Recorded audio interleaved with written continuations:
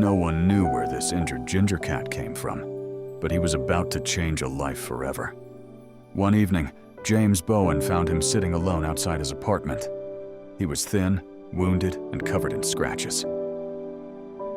Instead of walking away, James decided to help him. After recovering, the cat began following James everywhere. Even on London's crowded buses, Bob stayed by his side. James named him Bob, and together they became a remarkable team.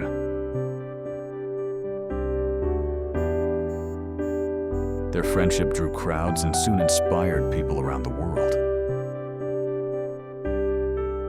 But for James, Bob was much more than a famous cat.